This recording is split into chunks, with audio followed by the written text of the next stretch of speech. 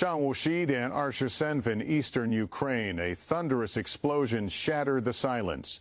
RSN Russian military vehicles were speeding along Highway M10 toward Avdiivka, loaded with ammunition and reinforcements that could shape the coming week of fighting. The convoy commander was confident air defense systems guarded the column. The weather was clear, visibility perfect. Safety was just Senshawufindun away. What he didn't know was that Ukrainian reconnaissance had been tracking the convoy for over 9 hours from nearly Sishawugoni away. At that very moment, a Ukrainian Su-25 pilot was climbing into his cockpit.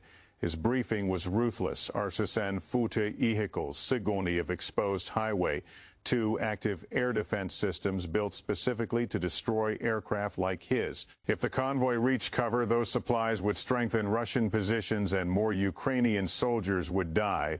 The mission was clear: destroy the convoy before it vanished. The real challenge was surviving long enough to do it. Ukrainian intelligence had intercepted Russian communications all morning. They knew the route, speed, destination, and most importantly, the exact air defense protecting the convoy. 2 Panzer systems, mobile anti-Jan aircraft platforms armed with surface-to Jan air missiles and rapid-fire cannons. On paper, attacking in broad daylight was suicide. But after our years of war, Ukrainian pilots had learned the truth. Russian air defenses had flaws, blind zones, brief delays, tiny gaps in coverage. If you were fast enough and bold enough, you could exploit them. The Su-25 was armed with laser-guided missiles and Basho-unguided rockets. The plan was simple and terrifying. Destroy the air defenses first. If successful, unleash rockets on the convoy. If not, escape if possible. The pilot had flown Basho combat missions. He'd been targeted hundreds of times. His aircraft had been hit before and survived. The Su-25 was a flying tank. But this mission was different. Daylight, active defenses, no backup. 1 jet versus an entire convoy as he took off. Ground controllers sent final updates. Convoy exposed. Clear weather, time window closing. You are authorized for immediate strike. The pilot pushed the throttle forward and headed east toward distant artillery fire. He flew low, barely Ibaiwushimim above the ground, using terrain and tree lines to stay beneath radar. At that altitude, he was nearly invisible. But one mistake at Sibaigoni H meant instant death. Controllers guided him in over-encrypted radio. Convoy at kilometer Sirshitsi speed constant. Air defenses active, cleared to engage. Bagoni out. The pilot pulled sharply upward from Ibaiwushimi to Ichemi in seconds. Every Russian radar lit up instantly. He had maybe she-mouse econs before locked Jan on through the targeting pod. The convoy came into view. A long chain of vehicles, and there they were, the 2 Panzer systems, one leading, one trailing, radar dishes spinning, hunting. Target locked, range Shigoli. He fired the first laser-guided missile. No pause, no hesitation. Immediately, he locked the 2nd Panzer and fired again, 2 missiles racing toward their targets. Impact time, Shiba-mouse econs. Both Panzers detected the attack and responded instantly. Missiles launched, cannons erupted, filling the sky with exploding shells. The pilot released chaff, clouds of aluminum strips creating massive false radar signatures.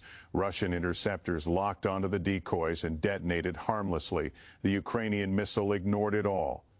Guided by laser, it slammed into the 1st Pawnier's radar unit. Jojikege of high explosive shattered the system in an instant. Electronics died. The platform was neutralized. The 2nd Panzer had seconds more warning. Its crew fired everything. One shell clipped the incoming missile stabilizer, causing it to wobble, but laser guidance corrected the path. The missile struck the chassis, detonating between missile tubes and crew compartment. Smoke poured out. The system was finished. Both air defenses destroyed in under Arshimaus econs. The convoy was now naked. The pilot climbed again, Itsen Babemi, arming his rocket pods. Russian officers screamed over radios, but no nearby air defense could respond in time. Basho unguided rockets were ready. He fired in waves, Arsha rockets at a time. White smoke trails filled the sky. The targeting computer spread impacts across the entire convoy from the ground. It looked like the sky was burning. A fuel truck erupted into a massive fireball, engulfing nearby vehicles. An ammunition carrier exploded so violently it shattered windows kilometers away. Infantry vehicles flipped, transport trucks disintegrated, antennas melted from heat. The Sigourney Highway became a corridor of fire, smoke, and twisted steel. The pilot didn't stay to watch. He dove back toward low altitude, releasing countermeasures. Every Russian unit within Senchigony now knew his location. Warning alarms screamed. Multiple radar locks. Missile launches detected. A tour system Arshar-Argoni away had fired 2 missiles. Makba closing fast. He dove from Itsenbabaimi to Ibaimi. In seconds, G-forces crushed him into the seat.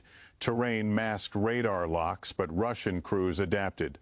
Another tour unit fired from elevated ground, chassis Econs, to impact chaff flares, jamming everything deployed at once. One missile chased a flare and detonated. The second lost lock continued on inertial guidance and exploded just Ibaimi-meters behind the aircraft.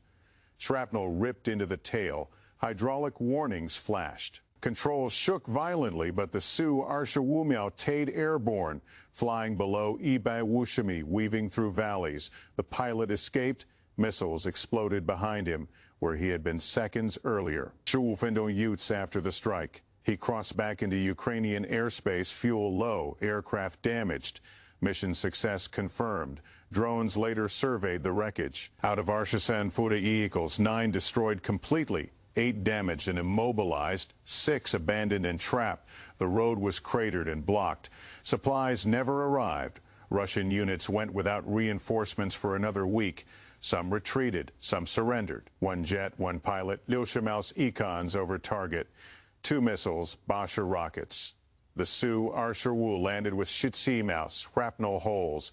Ground crews repaired it in our days. The pilot flew again 6 hours later. This is modern warfare. Ukrainian Su-25 are outdated, non-Zan, stealth, and vulnerable on paper. Yet they survive not because of superior technology, but because of adaptation, intelligence, and determination. When you fight for your home, impossible becomes routine. And somewhere over eastern Ukraine, another Su-25 is flying against overwhelming odds because safe no longer matters.